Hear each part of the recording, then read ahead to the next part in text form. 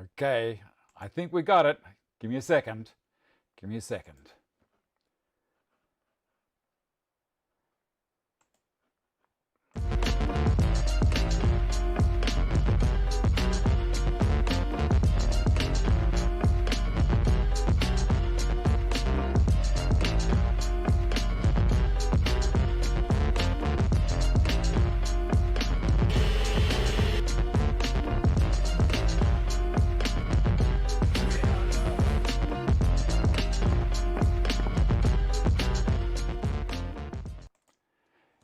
Dave here, how are you? And I hope the stream is coming through well. YouTube has created this new thing called Studio, and we used to be running on a thing called Classic. And now I'm struggling learning this. I may do a couple of test 5-minute shows during the week and see how it goes, especially for an old guy. The reason they've done it, as I was saying in the chat before, was people that want to do a live stream with something like this, it's super easy for them. Click, click, click, and away they go.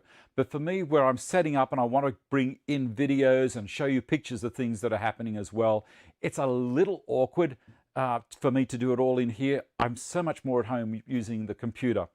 Okay, so I'm going to try and put a quick post out there, and hopefully that'll work as well. Finishing that up. All right. I hope you've had a great week. What do we got? What do we got? Everything's working well. Excellent. And I'm hoping that the links that I put on Facebook on the different pages also worked. If you can let me know, that'd be terrific. All right.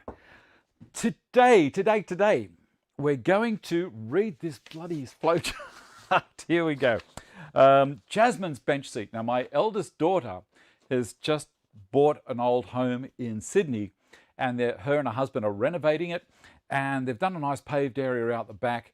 It's an old kind of Federation style home, and she's found an old table out on the street, and she thought, you know what, I might make a couple of benches. And this is her first attempt at woodwork, and let's throw this up so you can have a quick look. That's the table she found, and then this is the seats that she made her underneath. The boards, she got back to me and said, Dave, maybe I should have screwed all of the ends first and then put spaces between the boards in the middle and put a clamp on it before I screwed those up. So I think she's done a fantastic job. What do you reckon? You know, not bad. Considering that she's never done woodwork in her life before, and this is a great thing. I love to encourage people to just jump in and have a go. Better than perfect video, Dave in New Jersey. Okay, excellent. All good there, Cole. Terrific. Facebook post, all good. Thank you very much for letting me know that, Ian. The tongue drum project, day 2. I'm going to build it slightly differently. I'm going to build it in a more complicated manner than what the article in the Australian Woodsmith told me to. They said to do mitered corners on all of the box. I'm going to use Cole's Gifkins jig to create a really solid corner, but the downside of that is I can't create a rebate all the way around the bottom using a dado stack on the table saw. The reason they wanted a rebate around the bottom is so that you can push the soundboard up inside into a rebate. Now, I'll do a rebate, but I'll use a rebate cutter and a router once the box finished so I can go around the inside and then push the soundboard in that way. So we're going to cheat a little bit. Now, the other thing is, while I'm going through this, dovetails and setup of the Gifkins jig. So Cole sent me down the next set of this guy here, this thing here. It's a bigger template for the 3/4 inch. Do letters glow in the dark? They probably will. I'm not going to turn it off and have a go in here. I've noticed that the thinner that the resin's poured, the better it glows. Now go figure. So also the larger cutters, this is for the dovetails, and the straight cutter is for the pins. So it's a little bit of mucking around, but I tell you what, once you've got your head around it, the joints are absolutely perfect. Matt's melamine desk progress as well. I'll show you some photos of the stuff he's put cupboards up on the wall, and we'll talk through that during the rest of the show. All right, what have we got? Now, you wanted to know about the glow in the dark. These are the resins that I had left over. Now, something very scary happened. The next morning, before I ducked into work, I dropped down into the shed here to have a look. It was all still very, very wet. I could tip the board and all the resin was flowing still. And I was thinking, oh my goodness, did I put 1-to-1 or did I do 2 hardeners to 1 resin or something? What is going on here? But there was not one bubble in here. G'day, Kando, how are you? Now, they are rock hard. The second day, they could still move a little bit. By Friday, they were pretty hard. I could do a little scratch with my thumbnail on them. Saturday is when I started doing the processing. So I'm going to show you now. I took some video of this part. So let me see if I can find that for you. Now, I killed the sound in the video too, so you don't have to worry about turning the sound down. I'll talk you through it. Here we go. This is through the thicknesser. Now, the reason I put it through the thicknesser, and I put it through at very, very shallow passes. I'm going to just show you a few of the passes. The reason I put it through the thicknesser was because there was a slight cup in the board developed. Now, if I put it on the CNC, it would have taken off a heap at one end and not much in the middle, and a heap at the other end. So going through the CNC going through the thickness planer, all it does is replicate what is on the underneath side. So I think this is the last pass. And you can see I've taken off all of the residue that was the overspill. No, this is the last pass. And going down to get rid of any of the stain that the resin had left soaking in. Next thing to do was to put it through the drum sander. And this is 60 grit paper. This is cleaning it up a little bit more. The thickness planer does cuts every 1/16 of an inch. This is probably 120 or 180. I took it down to be nice and fine with that. G'day, Matteo, how are you? So you can see it's coming up a little bit cleaner. And I was quite happy with that. So then I needed to rip it down to width. So I put it through the table saw, remembering that I had all of the parts still in the one board. So the four sides of the box were all in this one piece. And now over the jointer for the bottom of the board. I think I took around about 1 millimeter off in this one pass.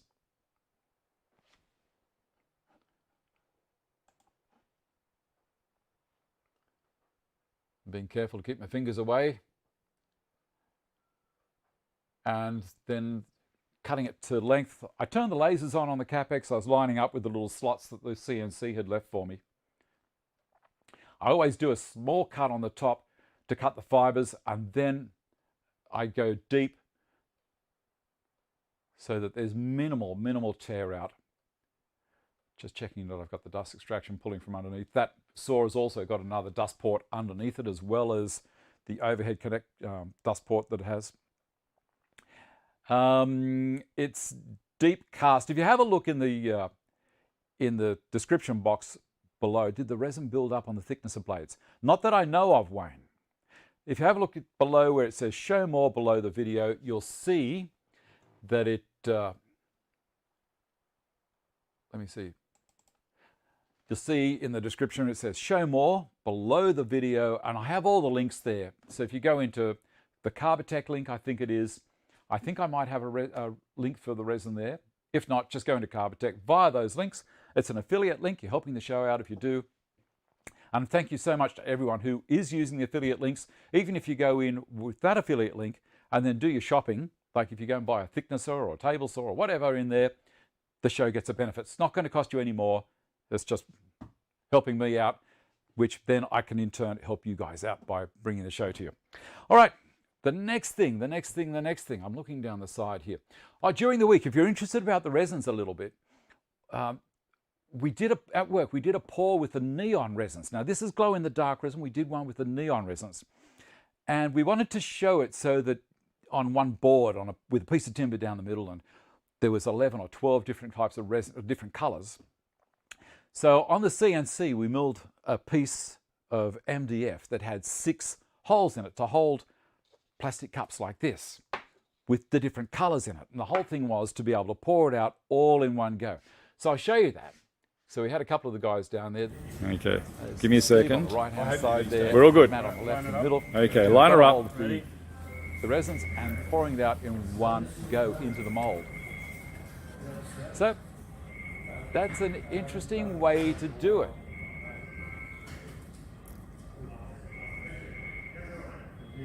Good morning, Ebony. How's it going? Lift her up. That's too perfect. Too perfect? Yeah, it's too straight. Let's have a look. Now, with the rigid, It's on the it does bubble a lot and does get warm, but with the That's pretty cool. deep cast, it doesn't get warm at all. Now remember last week when I poured these in and I did all the pour out and this was sitting there and I said, yeah, I feel it's, you saw me hesitating about saying whether it was warm or not. It wasn't. It did not get warm at all. And I reckon that's the reason, because it can pour at 50 millimeters thick in one pour. It doesn't get hot, doesn't bubble. There's very little to actually use a little reason to use a torch to heat the bubbles up. Although I did do it a little bit. Now this is the section that's done in the purple glow in the dark after I've done the pour and put it through the thickness. So I waited a week. Now, you'll see also I have a face mark there. Don't know if you can see it. It's a very fine line. It does this. So it tells me my face and my edge. They're my references. Now also you might see on this one I've got B and C. The reason I do those is when I put all the boards in a line, I'll show you now, make it a bit easier. I'll get the rest of them down. So you can see my ends, A and B. So B and B are there, and you can see that's the flow of the timber. That's how the board is. So all the way around, except for the last joint, which is maybe it's D and A. We'll have a look at that, or D and D, I should say. So I'm going to lay them out here so you can see them. Yeah, it's D and D. Now, I don't know if you can see all of that or not. I'll push it back this way. Go to the other camera maybe. I'll have a quick look over on the other side. That might be better. Okay. Now you can see I've got side, end, and end. All of this is the timber as I cut it out. So I always write A, B, B, C, C, D, and D. That means that when the job goes together, when I push it like that, that is going to have a wraparound effect as far as the timber is concerned. So if this had grain, more than just having this panel board, it would be absolutely perfect. This one's going to go down this side, and this other one's going to go at the end. I'll pull that together a bit so you can see it rotating around, and a bit more. Whoop, and of course it's all going to fall apart. Now, that's that part. Next thing to do is to have a look at the joint and the jig. I'll switch back to this one.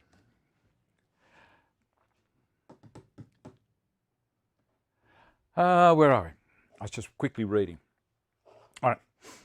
Now with the jig, it has shims. In here, whoop, wrong camera. Sorry, Cole. Just here, there are shims. Those white things there. Let me see if I've got any in this box. Yes, there they are. Okay. The shims are 1/4 millimeter thick, and it's just this stuff. Got the holes in the ends, and I think you get about 10 or so shims, maybe a bit more, with the kit from Cole. So there you go. Links in the description box down below, if you're interested. You watch how it goes. You might turn around and say, "No, I don't want it," but you see how easy it works and how nice, and you'll turn around and want one. So the shims go on one side only. They go on the straight cutter side. Now, every time you put a shim in or remove it, you're adjusting the tightness or the looseness of the joint by 0.08 of a millimetre. Okay, see you later, Ian. Just reading what's happening there in the background. Now, to give you an indication of how nice and easy this jig is to adjust,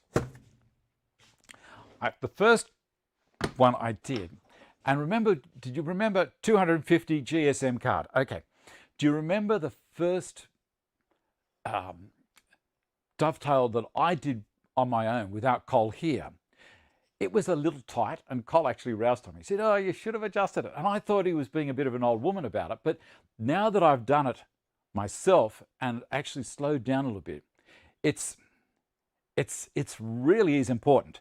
Now this, you see I've got tight and loose. This is the dovetail. This is the pin, because the pin goes into the dovetail. This is tight. Now I can't push it in much further. I could hit it with a hammer and it'd go in. But the thing is, if I've got a joint that's maybe this wide, I'm really asking for trouble, and I'll probably end up splitting the timber. Then I put in 2 more shims, or maybe 3 more shims. Anyway, I put in a couple of them. I thought, I'll jump ahead. Did the joint, and that went in really easily. And I thought, wow, what a nice joint. Then I looked at it a little bit stronger, a bit more of micrometer eyes, and I realized it could do this. Watch. It's wobbling. You can hear it. Now, Cole would look at that and he said, do it again. So I pulled it out, and I did. I took 1 shim out, and you can see it's got perfect written on it. You watch this.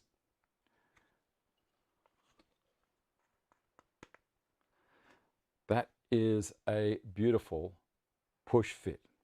Turn it up that way so it says perfect. What do you think of that? There is no wobble. There's no movement. So if you spend a tiny, tiny little bit of time, all that took me about 5 minutes. What I had, when you saw when I ripped the edge off the board, I was working with exactly the same thickness. And I cut these little pieces over at the Capex and just slowly went through it, one after the other, and magic, absolutely beautiful. I was very impressed. I must tell you that Cole was panicking. He was saying, Dave, call me anytime you get something that's not quite right, you make sure you call me. Well, I did, just to tell him how nice it was. All right, now you'll also remember that Cole talked about working from the right, from the red side first. You always put your face mark, so that's my face mark is just touching there. I will be putting that one on there. And there's one other thing that I'm going to do. Because a dovetail is a mechanical joint, it's not like a box joint. Box joints pull together like this. Okay, so both that side and that side are pulling tight into the joint. With a dovetail, it's only going to go one way. That's it. It can't move up and down because of the angle. Think about that for a sec. Found that the perfect fit can be different depending on the species of timber you're using. Okay. Russell, you've got it as well. Keep a record of the species and the type of number of shims. Look, this is all fantastic information that's coming down here on the side. And that's one of the reasons why I leave the chat embedded into the video. So you can come back and have a look at what I'm saying. And if I've got it slightly wrong, don't worry, these guys are going to criticize me and put me back on the straight and narrow. All right, so I did say I'm going to do, the pins are going to go on my short ends, not on my long ends. The dovetails are going to go on the long ends. The reason being, I want to use these little guys to pull it together. So I'll put one on the top, I'll bring it up a little bit higher, one there, and one at the other end of the box. I don't need to put any clamps along the box. You know, why use the longer clamps? And I don't want to apply too much pressure. That's why I'm using these. These are a light duty clamp. Very, very nice clamp indeed. So that's how I'm going to do it. The other thing is, I've got a brand new spoil board on the back. Now, if you're going to do a series of dovetails, and they're all going to be, you're not going to move the jig around, you're not going to move your positions around here at all, you're going to do a whole heap, they're all the same size. You're fine with the one spoil board. When you change, spin the spoil board, take it off, rotate it 180 degrees and drop it back in. You've got a second go. Do the same on the other side as well. Then all it is that 12 mil MDF coal in there. Coal will let you know on the side. It's not expensive. Yeah, just go and buy some and away you go. Good morning, John. Good morning, John. Now, I'm going to put the dovetail cutter in first into the router. So I'm going to go to the other camera so you can see how I'm going to do it. Switch cameras to this one. So I'm up in the corner, just there, and you can see what's happening down here. The cutters that Cargill gives you have a spring. That spring there. Now, don't push it down into the collet or the chuck and compress the spring. Just put it in till it sits. It's all been made specifically for these cutters. That is just in case that collar that stops the bearing moving around, that collar is going to stay in position. If it comes loose, it's still going to have the pressure on it, so you're not going to stuff up the joint. Now, you may also see that I have taken the router lift out and I've put the Craig plate back in. Now, the reason being, I was using this. Now, with the smaller cutters, it was fine, not a problem. But when I went to these bigger cutters, I noticed I was getting a little bit more vibration, and I wasn't really happy about that. So when you have this and this in that, you can see the amount of leverage that you've got on the router. Now, the bearings in the router are only about that far apart. And because a Triton router has all this stuff where you have to raise it all the way up to lock it. Now, I'm going to show you what I mean. And the router is disabled at the moment. So I'll raise it up. And it'll lock there. See that? Now I can undo and all that stuff there. It's kind of counterproductive having a Triton router in the Carbotech lift. If I had another router that was a soft start, it'd be straight in, because it can come up to the top and you can use 2 spanners above. But this was, I was doubling up on everything all over the place. So I decided it might be better if I leave it out. So now I'm going to put that cutter in there. And notice I didn't push it down, even though it can go down. I'm not going to. It's just going to sit there. I'm going to tighten the cutter up because it's got a pin that engages and locks the router head in place. It can't turn. I'm going to lower it down. And now you can see it can turn. I'm going to take it down and use this. Now, this is a packer. It's a spacer that's the same thickness as the plate over here. See that? Actually, it's just a touch under, but this is your spacer that you put there. I'm going to be cutting this. Sorry, I'm going to be cutting into this. I'm pretty sure, yeah, I'm putting the dovetails in this, the pins in this. So then the one the pins are going into, I'm going to put there and lower it down until I'm about 0.5 millimeter above. Now, my router is totally disabled. See this? If this is not in the switch, it's a mechanical lock. It can't start. And it come down a little bit more, and Cole said about 0.5 millimeter above, which is where I am now. Okay? That's pretty good. Now, at that height, I'm going to lock the router in position.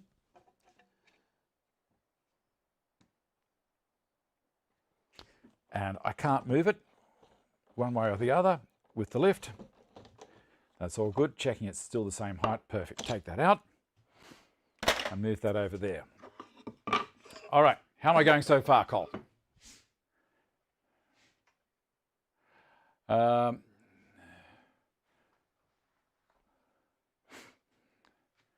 Let me have a look here. Good news, Captain. Really good. Oh, right. Sorry about that bad news that you had there. Off the vent is always no ventilator. Yeah, ventilators are an interesting thing. Now, I don't know if you can see, just here, I've screwed 30 millimeter or 25 millimeter low frequency foam to the inside of this cabinet.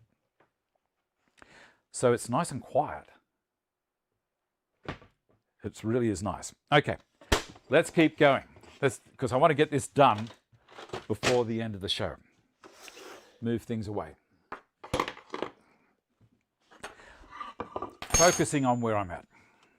Now, the next thing. It says here, dovetail cutter this side, straight cutter this side. So we need to go on the dovetail cutter, which is in there. And it's a funny thing because these are a straight parallel section. You'd think because these are tapered that that's the dovetail, but it's not. Now what's going to happen is I'm going to go in there and I'm going to go across the face ever so slowly. I've got my fence on here as well now, so it's got the dust port on there. So when I turn the dust extraction, I'm going to be pulling from there and straight down. This whole thing straddles this. I don't really need to have that in there, but I'm going to because, you know, why not? I'm going to set it up in the middle and I'm going to set it up with my face mark to the red side. So I don't have any pressure on anything at the moment. And I'm just doing this by eye, lining that up. I'm going to bring this back and equal pressure. I'm not going to push hard. Let me show you here. I'm not going to push hard on the back because I don't want to distort this at all. Because if I do, when I put the other piece in the other side, it's not going to fit very well. So I need to just go in evenly, about there, and tighten that up. And I'm going to put a clamp on. Avenue, highway and tippo both well. Clearing up at the top and still. Does the height adjustment plate come with the jig? You made one. I'm not sure. Let me think about that. Height adjustment plate for what? I'm going to put that in there. Come back a little.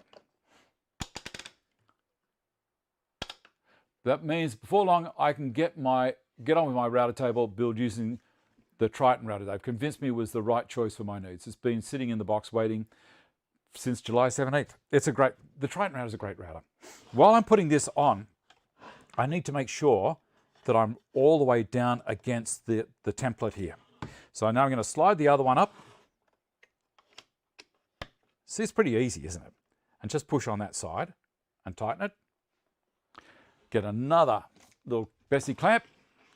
I'm going good, thanks Cole. To measure the height of the cutter.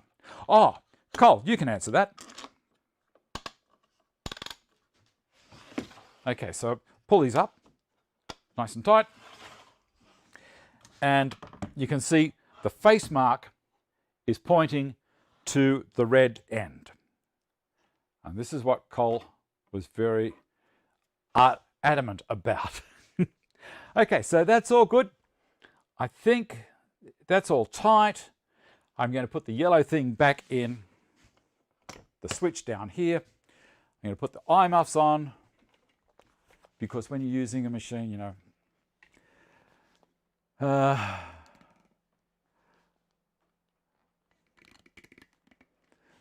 all good. Turn the dusty on. Check that it's pulling. Yes, it's pulling from both sides. Now, I'm going to go ever so slowly across from right to left, okay? This is a router. It will make a little bit of noise. It may not be enough to warrant turning the sound down, but just have your finger beside the control just in case. Not always just a discretionary thing I do sometimes. Okay. All right, here we go. We're going to turn her on. Beautiful. And going slowly. across it.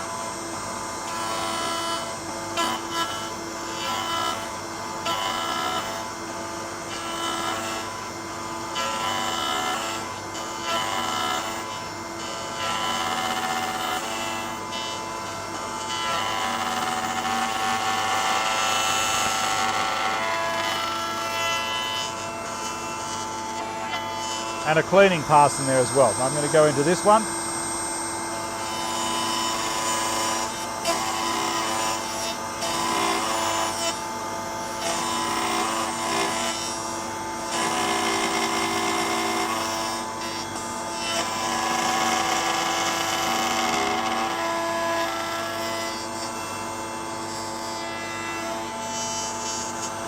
Okay, that's 2. I'm going very slowly.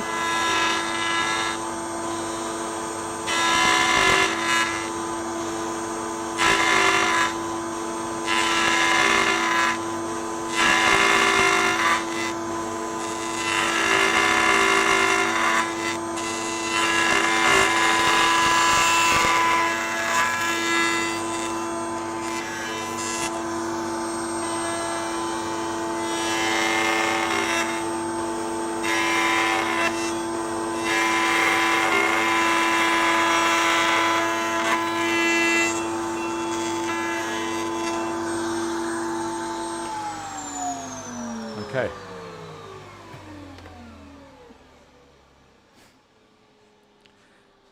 Now, let's have a look.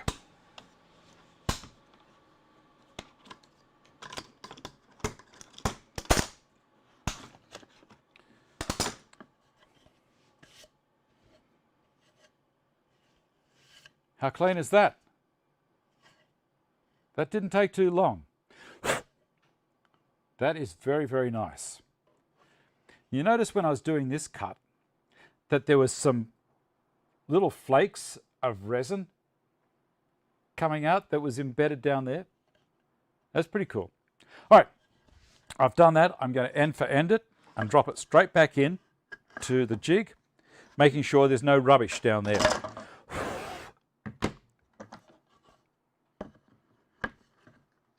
Or on the back. Clamp. Now I'm not going to talk as much doing this part. I'll just hook in and do it. I'm going to make the thing go a little bit faster this time as well.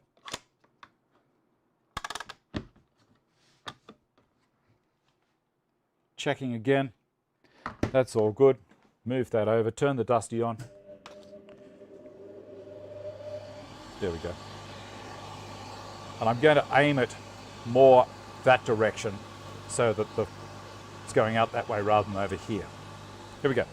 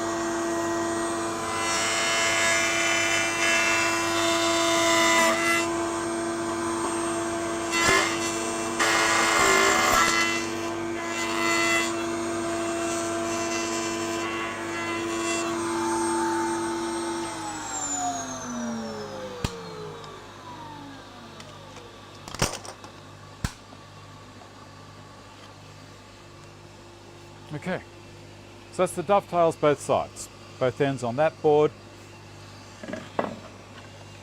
Do the next one. Remember, the timber's got to be parallel all the way around the box.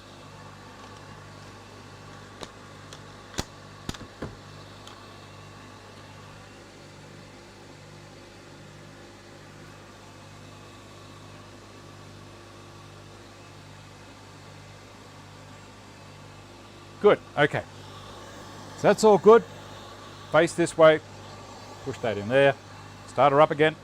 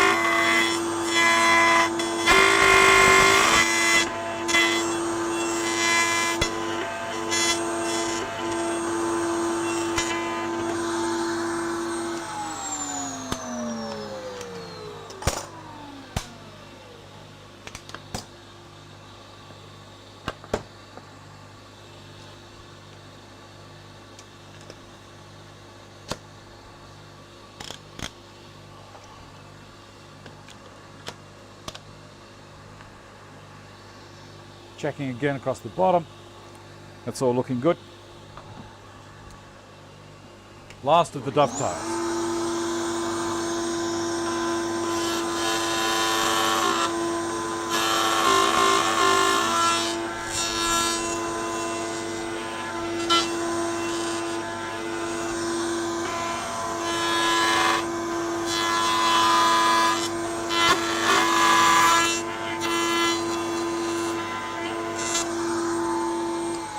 Now, I'm stopping it for just a second there.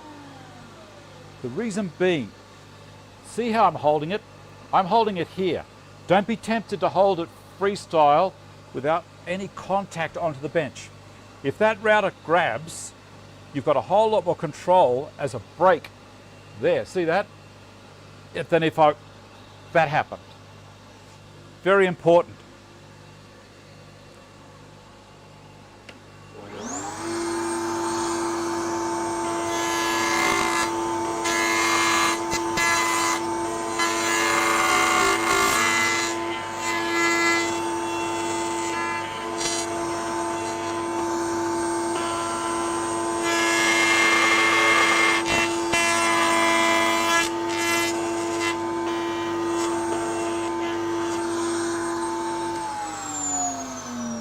Okay. Wait for that to stop. Nice sharp cutter. Turn that off. Take this guy out, and I put it up there so I know where it is. Okay, let me have a quick read. Captain, I designed my router table model bench around Dave's MFT style work surface. Started getting parts together months ago. Not sure if I'll film the build, but should be getting started soon. That's why clamps take the place of fingers. All right, we'll take that out, take that off, and this one off. That's the two sides of the box. How nice is that? Look at that. It's going to be beautiful when it's done. Right, and there's just magic. Pop that over there. Now we're going to take the dovetail cutter out and put the straight cutter in. Move that over here. Have a quick drink. How's everyone doing? YouTube, I said that at the beginning of the show. I'll talk about it again in a second. Where am I? Looking for the winder. It's over here, of course. And down into there, open the box up, release the lock. See how it moved then? There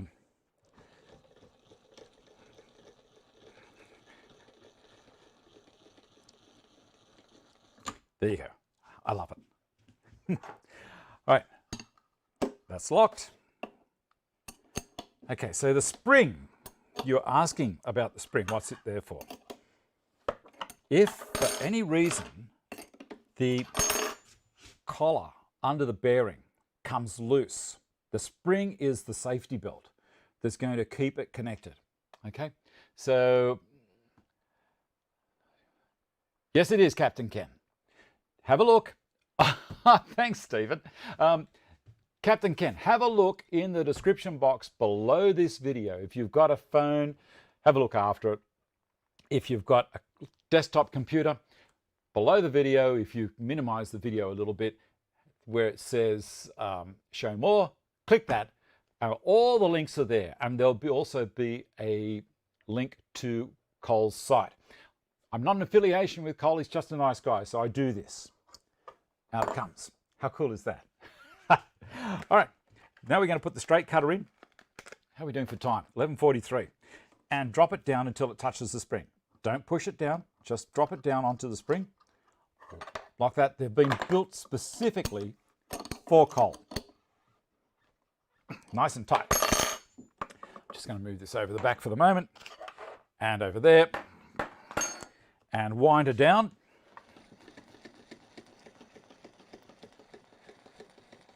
Use the packer.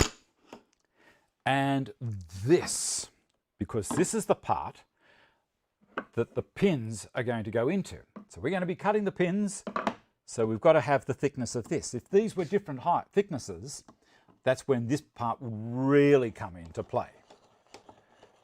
Where are we? About 1/2 mil. And because all this timber has been machined through my thicknesser and drum sander, it's all parallel. About there. Lovely, lovely, lovely. And lock it from underneath. Beautiful. Take that out. Over here. Close this. Move that out of the way. All right. Now, instead of being here on the dovetail side, we need to turn the jig around. Very important. So now our red stop is going to be on my right-hand side. Okay? Red on my right. Now, so we need the face mark pointing to the red side. Okay? And the clamps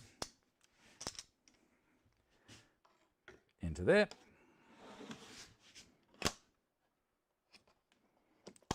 I'm pushing down before I put all the pressure on.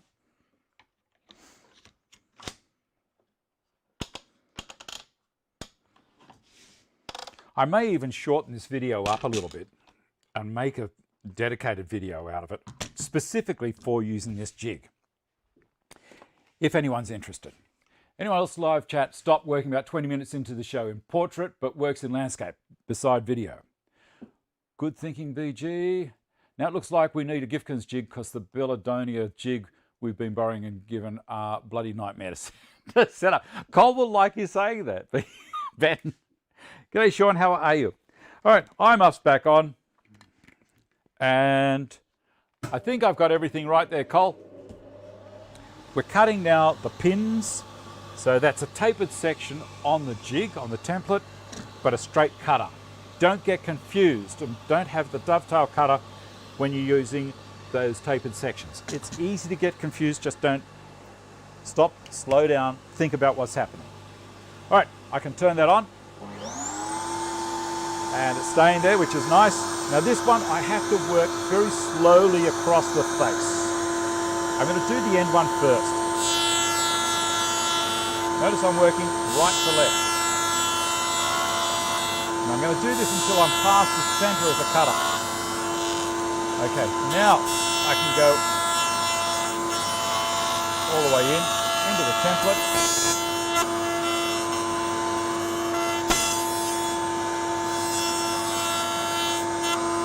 That's what that is there for. Again, very slowly. Across the face.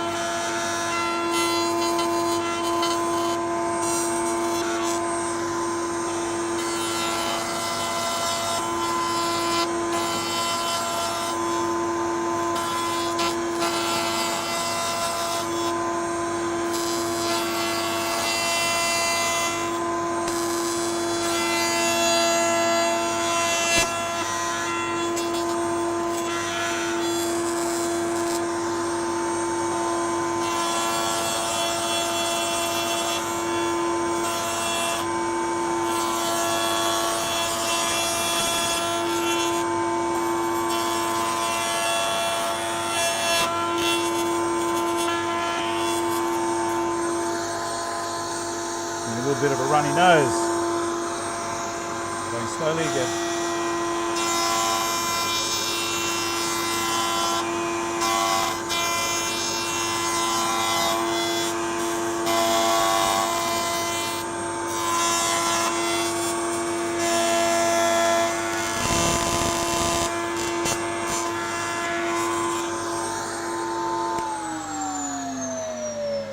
I'm going to stop there a second. because I want to test it. Let's see how it goes. Okay, so they're the pins. So it's B to B. This is that joint there. Let's have a look. I'll turn it around so you can see what's happening.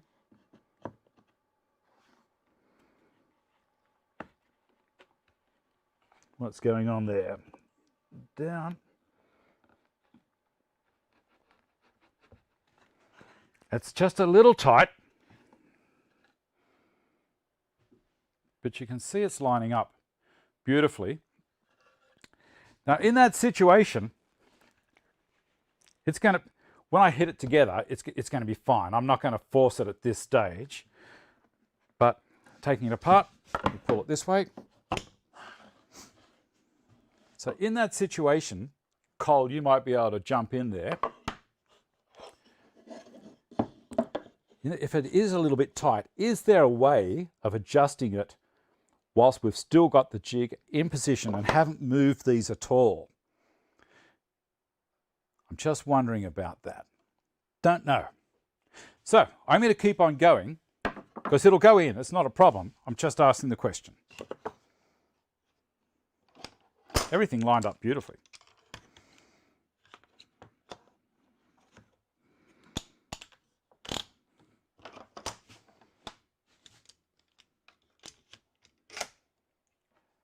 Add a couple of shims. Okay, I will. For this side, Cole. Now the question is, yeah, I'll do that now. I'll do that right way. This is a learning thing for me as well. So let's go in. I'll take these off. And so I don't need to worry about losing this position because I can undo those screws. And if I undo those from the bottom, I can slide that out that way. Would that be the best thing, Cole? You let me know. I don't really want to go mucking around with it too much at this stage. Let me have another look at that, B on B.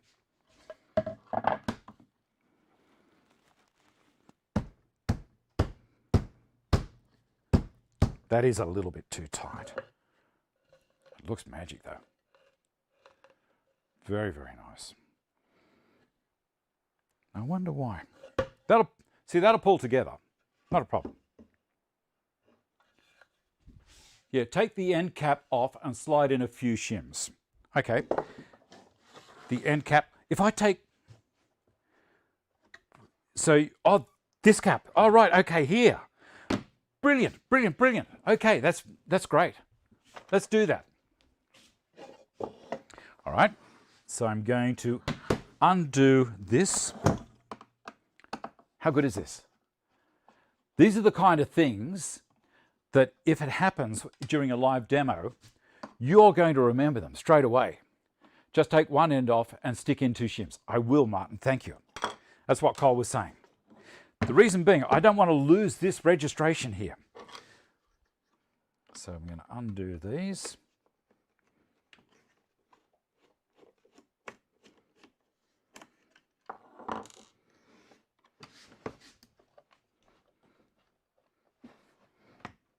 Now, Cole, could that be because that timber may have expanded overnight after it was machined yesterday?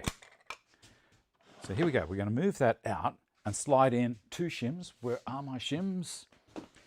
Where's the box, David? Oh, right behind me, of course. We're going to go over today, so I don't care. If you want to keep watching, that's fine. So two shims, you reckon, Cole?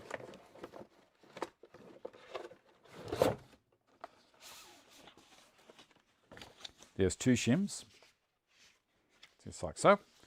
We're going to slide those in behind.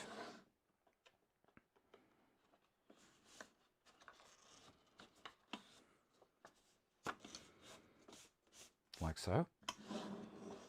Push those in.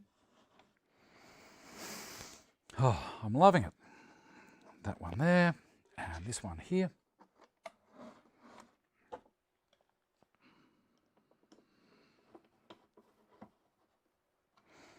This one.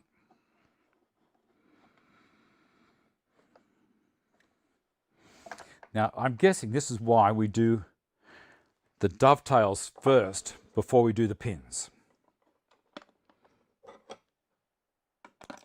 So if you do need to do any adjustments on the fly, it's all happening. It's all good. How good is this?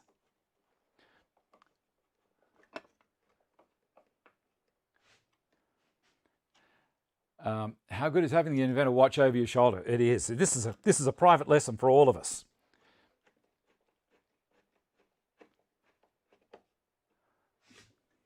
You keep all the end caps off for that reason. Okay, that blew out a little bit there, but that's okay. Let's do it. Let's do it. Let's do it. I'm excited. I'm going to put this one back in.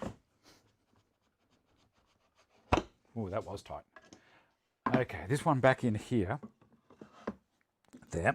See what I mean about these? That's why it's so important that they go back in the same spot.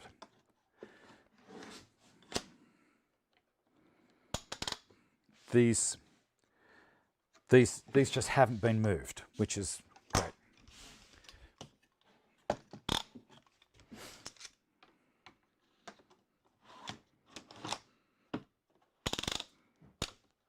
So if you've got a Gifkins jig, this is a tip that you needed to know. This is great. Okay.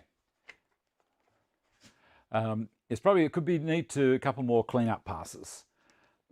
All right. All right, we're going to turn the dust back on. You may want to turn the volume down a little bit again before I turn it all back on. We're just going to do some clean-up passes.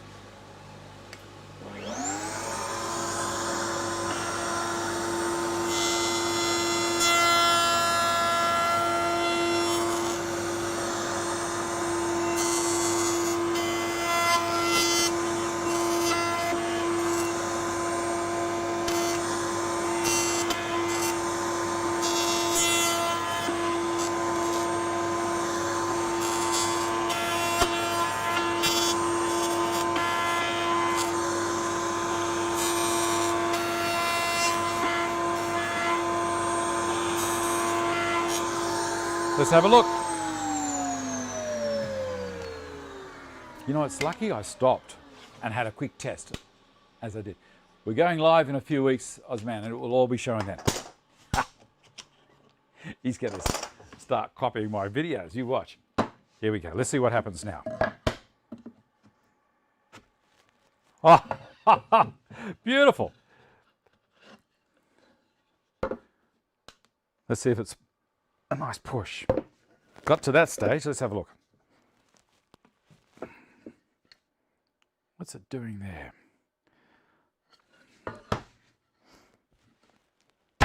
Oh, it was just catching. Look at that. Oh, I'm stoked.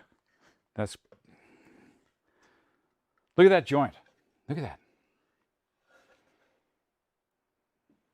Can you see how nice it is? So as I was pushing it in,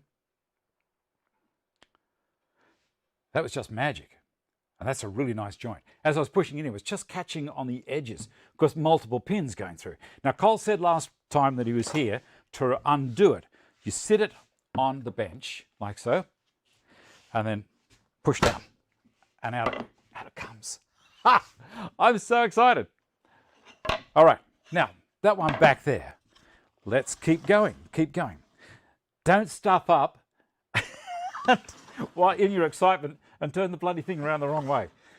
Okay, I'm guessing it'll still be okay. You'll still be able to tidy it up, but man, oh man, how nice is that joint?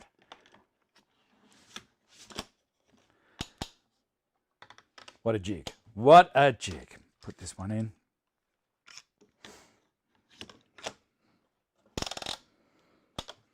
Checking that I'm on the base correctly, and I am. This back on here.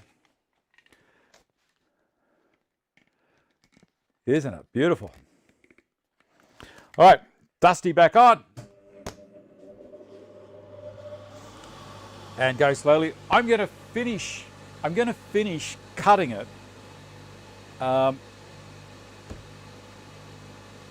Yeah, I'm exactly the same, Peter. Thanks, Retro. I'm going to finish cutting it, and look, if you want to hang around, I'll glue it as well. I've got 3 more ends to do. I've got to do the pins on this one, and I've got to do the last set of pins on here. We'll put a bit of glue on, pull the clamp up, and show a video from a viewer's project, or we might leave it till next week. See how we go.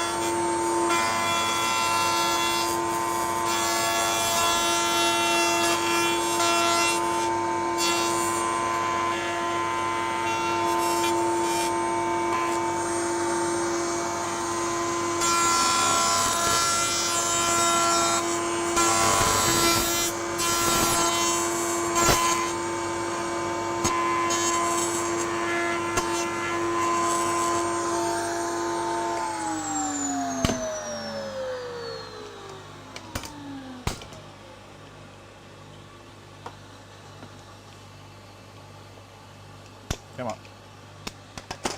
It's that one. I just had a nervous second there, hoping I'd put it in the right way. Wouldn't that be terrible if you had the pins all facing the other direction on the opposite side? Has that ever happened to you, Cole? Okay, face mark, again back to there.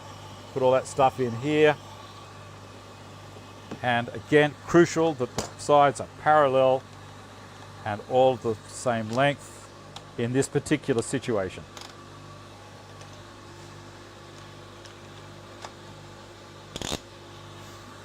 What was I going to say? I was going to make some comment while I was doing that.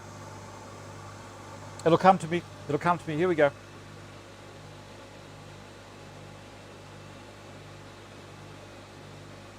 You want me to just keep on going? Okay, I will. Not telling. All right.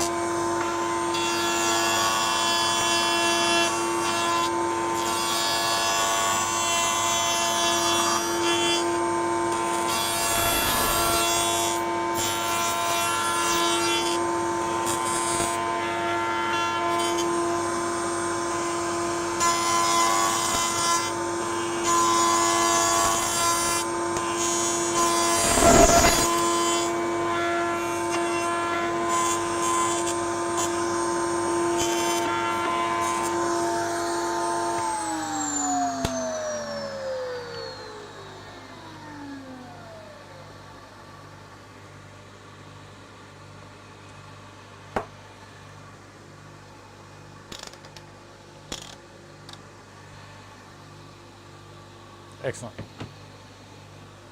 Okay, this is the last lot.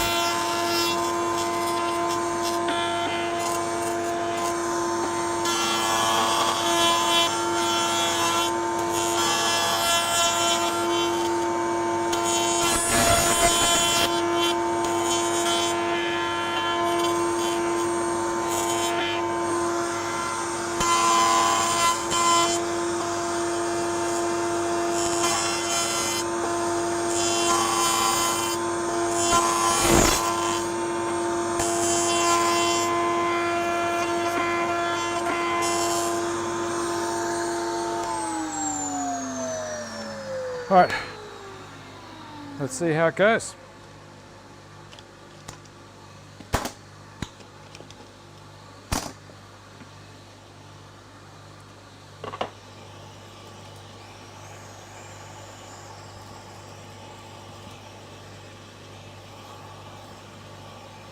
I'm not closing anything off yet. Turn that off. Have a quick drink.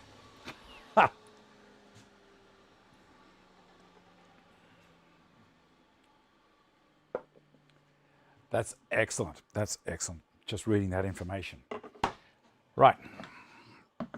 Now, what I was going to say was, Cole will probably now, seeing I'm an expert, Cole will probably now want me to do all the shows for him, while he and Pam go and drink coffee at the shows, doing a test fit. Oh, that's just insanely easy. It's just that last little bit. I don't know why it's doing that, but there she goes. Look at that. So I'm confident enough now to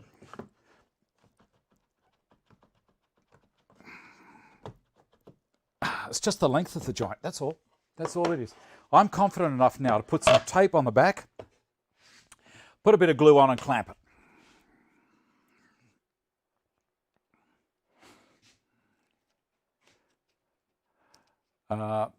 Always happy to help. Sounds like a plan to me. What do you think, Cole? You're reading your mind, Dave. Yep. I'll turn around this way so you guys can watch. I'm just putting a bit of tape down the inside, like so.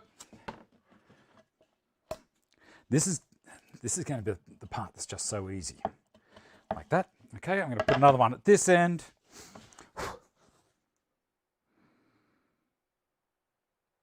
So, Cole, are you at the beach at the moment, or are you actually at home watching? I get a little bit of the shakes. I'm excited about putting this joint together. This is beautiful. Okay, so that's one. And remember my system, I mark all the pieces as I'm going along. So my joints are going to be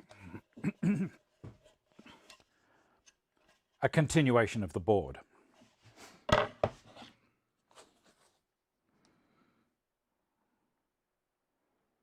And also, I did make comment that Australian Woodsmith magazine, which is where I'm getting all the details for this drum, say to do mitre joints. That is this is the inside here, where no marking is, correct? So away from the face mark. And the reason they say to use a mitre joint is because they want you to create a rebate through here, or rabbit in the States, to slide the soundboard up inside. Now I'm going to have to use a router and create that rebate inside the box when it's finished. And that's, but I wanted to do the joints because I just love learning a new way of doing stuff. You know, you've already been to the beach. Don't pay him too much. He's can you do Sydney for Cole and I can do Melbourne? Bloody Cole's going to get a big head. Scratch my ears. He won't be able to fit through the door. Scratch my ears like this. Oh dear. Now Ben was making comment that he's got another kind of a jig and it's a pain in the bum to set up. And this is looking good. This is just looking magic. Very happy with this. Okay, so that's 1, 2, 3, 4, all of those done. Obviously, my Patreon chat is going to be a little bit later today, so we'll still do that. We'll still do it. Whilst I've got the mouse here, I'm going to go to this one here and mates rates. What I'm going to do is I'm going to show you the other thing from Matt Hall. Now, Matt is the guy who sent in the pictures of his desk that he did with all those beautiful Bessie clamps all over it. Look behind me. These guys, I love them. And he says some pics of the latest progress are attached. I finally got the 3 wall cabinets up. So let's see if I can find this picture here. So he's got the 3 wall cabinets up. They've only just been hung in the pics, so not fully leveled or tied together yet. No shelves or doors yet. As I'm working alone, I decided to use a French cleat as the mounting method, as it was then just a matter of hooking them on once the cleat was on the wall. All things I can do solo. I used high quality 18mm ply to make the cleats on the wall. On the wall, a single piece was screwed onto the 3 studs that spans with 2 14 gauge by 75mm screws. Let's see if I can find this picture of the cleat. This is a French cleat.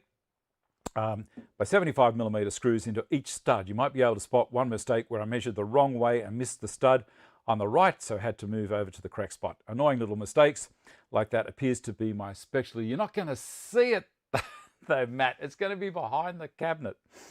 The cabinets, they're all separate, so 3 total, were assembled using Domino's glue on the backs and also pocket holes. Let's go to the next picture. Where all the weight is being held. In one of the pics, you can see how the wall cleat will pass through the notched backs, allowing each cabinet to be hung individually onto the single wall cleat. The cabinet cleats were glued on using Titebond melamine 8 gauge 30 screws into the back of another couple of pocket holes into the sides. And another couple of pocket holes into the sides. I have no idea if this is going to be strong enough, but I hope so, given they're above me. If I don't forward further progress pics in a couple of weeks, you can assume it wasn't strong enough. Okay, I rarely get to watch the Sunday show live, but catch up within a day or so. In answer to your comment last week, yes, the little shelves on the front of the desk will be used to display items, example 3D puzzles, cars, etc. And the desk is already a mess.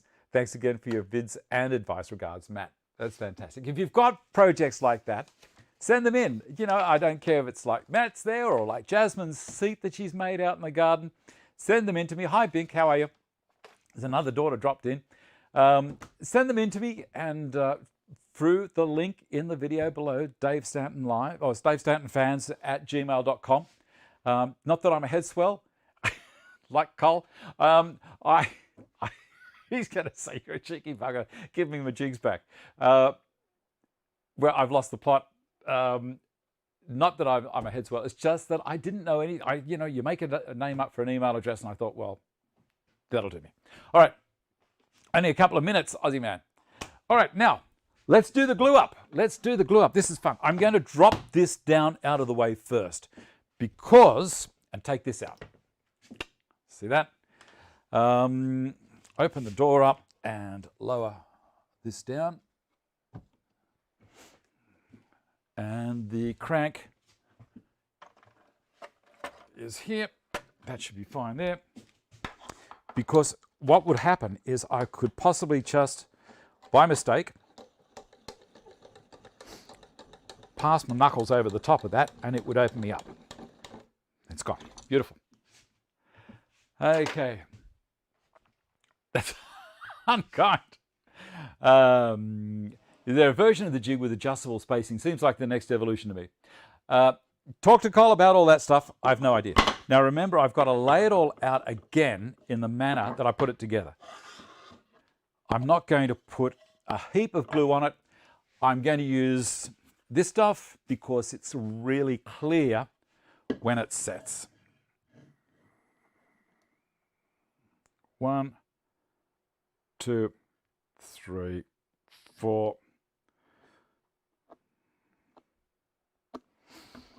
And where's my glue brush? Now I'm going to use the spatula end of my brush.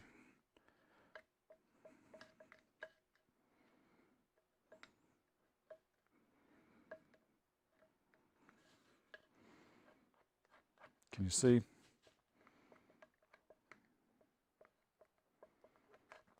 And because it's a mechanical joint, it doesn't really need a lot of glue in there to hold it.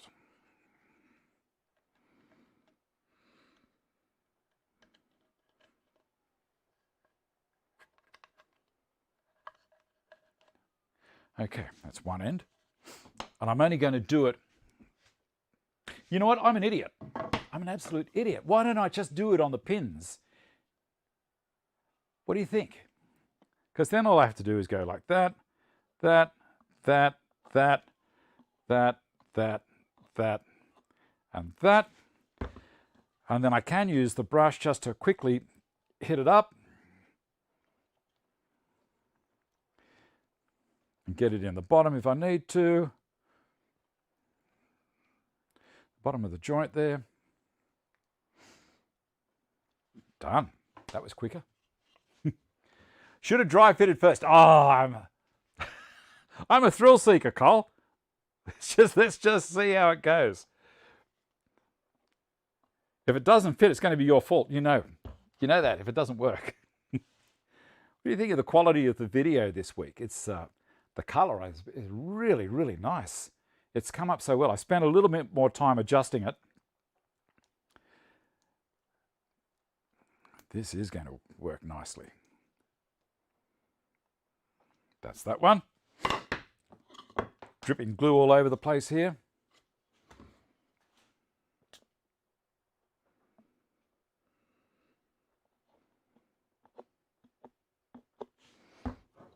Up you go. Now the glue can also be a little bit of lubrication for the joint as it's going together. You guys aren't going to believe me anymore when I start off by saying I'm just going to use the spatula end, and then I start using the brush. It's because I changed my mind, which I'm prone to do. You ask Vicky, she'll tell you. This is so nice. One left to do. Yeah, the picture quality is fantastic this week. Absolutely. Remember when I first started doing these streams and it was broadcasting at around 300 pixels or something across, and the frustration I was having with the national broadband network in Australia. But now it's going great for me, and I know it's not going great for a lot of other people. I can't help you. You know, for me, it's fantastic. Done. All right, here we go, Cole. It will be split 50-50 chance. Okay, so B to B. So I'm going to flip this over and put that in there.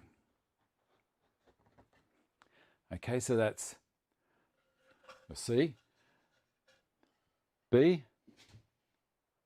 and B. I'm going to hold it over the edge, and then I'm going to get the other one, C to C, and looking at the outside. Yep, all of those facing down.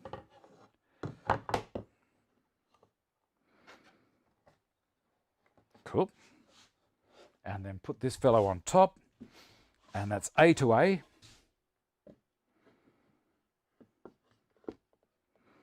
Dry fit and come, hey? No, there's just a slight twist in the board there. That's all that is.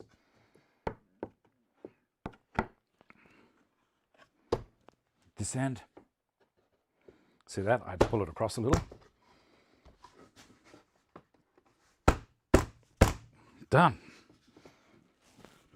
Beautiful.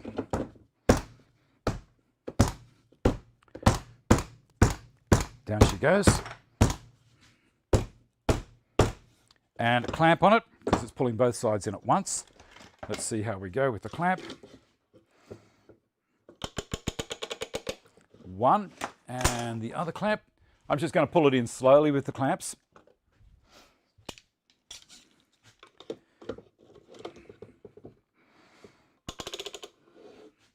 Release and go again.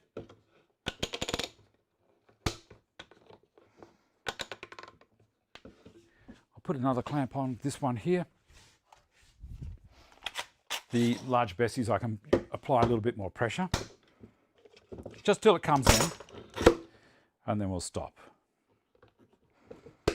There she goes. It was just one catching. Can you? I'm going to do it on the other camera so you can see what's happening. Okay. So as I'm tightening it up, you can see it's just grabbing here and there. That's all. There she goes. Beautiful. I'll take that one off there and then put another one at the other end.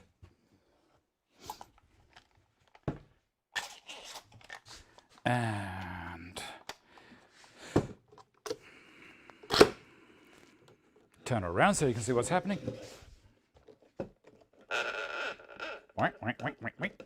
There she goes. That one's all nice. This one's starting to, it's catching down the bottom there a touch. Flip her upside down.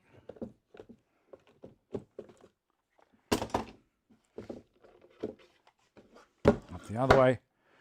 Put this one on. There she goes.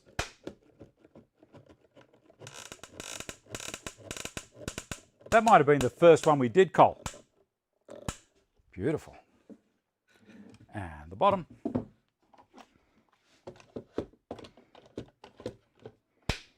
There she goes.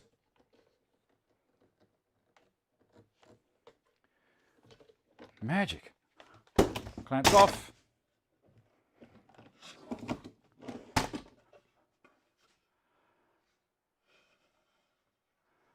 Beautiful. Absolutely beautiful. Now I'm going to put these ones back on.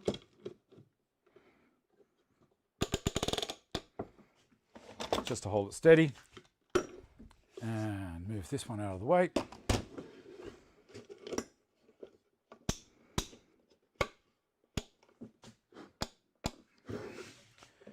All the way up to all the way to the bottom of the clamp's reach. I think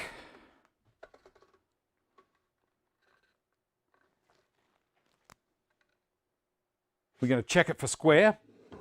Is the last thing. Give me a sec, I'll grab my square.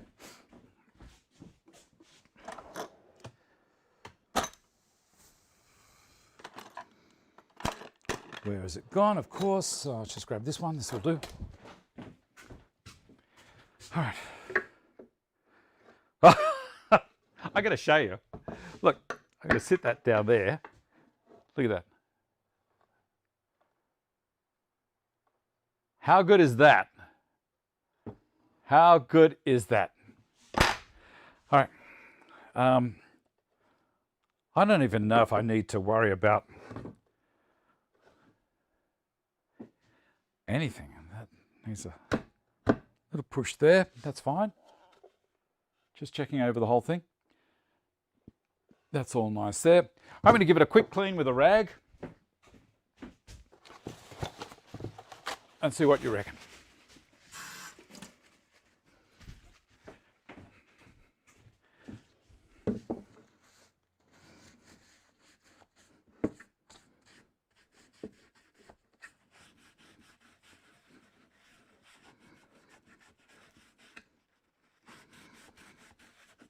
I've used paper towels, so it's going all over the place.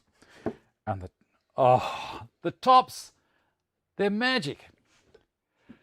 I could have used a rubber mallet, yeah, but I didn't.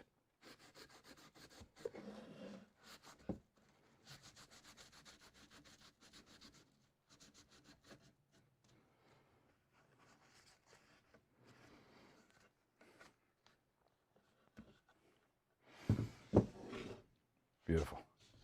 Beautiful, beautiful, beautiful. That's going to be fine.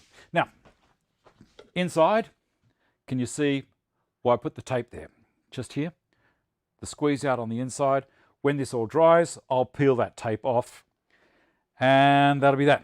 So we're going to hook into all of this next week. I'm sorry I've gone over time.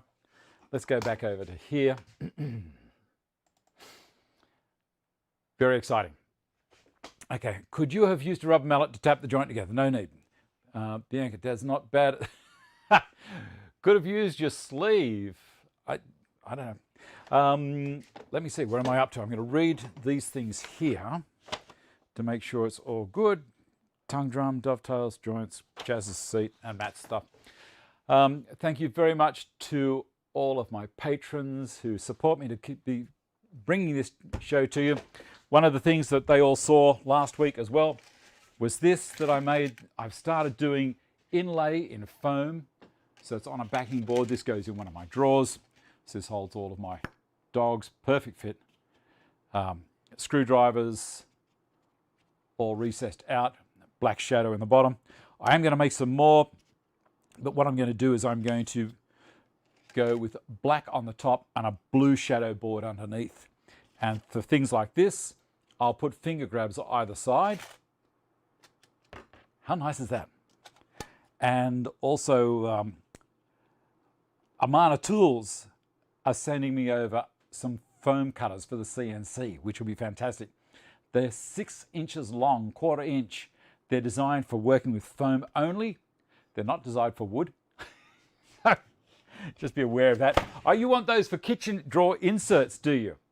Or your makeup drawer insert? Well, look, we possibly could do. So next week on the show, I'll probably sand this during the week. You don't really need to watch that part. I'll sand it all up, and then I'll set it up to create the rebate in the base. We might make the soundboard and start doing the actual finger, the tongues on the board at the top. It could be fun. So as I say every week, before I do that, I'm going to say thank you to my patrons. This is at a certain level. You'll notice also with Patreon, what I do is at different levels, you'll get different amounts of viewing on the Patreon site. For the $1, $2, and $5, basically you won't really see any much more than the public sees, but you know, it's a way, it helps me out. $10, yeah, you get to see what's coming up, 20 and 25 and $50 if you want to. They're just for more contact with me. I don't advertise what it's there for because they've got this method where they want to start taxing you on anything that I talk to you about, which is just crazy. So there we go. My patrons are Johannes Mohr, John Parra, Vincent Ngian, John Lafferty, in hospital again, I think, Peter Woolworth, Brian Vecchio, Justin Bailey, Brett Guthrie, Mike Deam, Wayne Cargill, Matthew Raphael, John Lynch, and Peter Partridge. Thank you so much to those people for doing what you do. It's very, very generous of you. Thank you again. Look after yourselves, be nice to each other, and I shall see you all next week. Bye.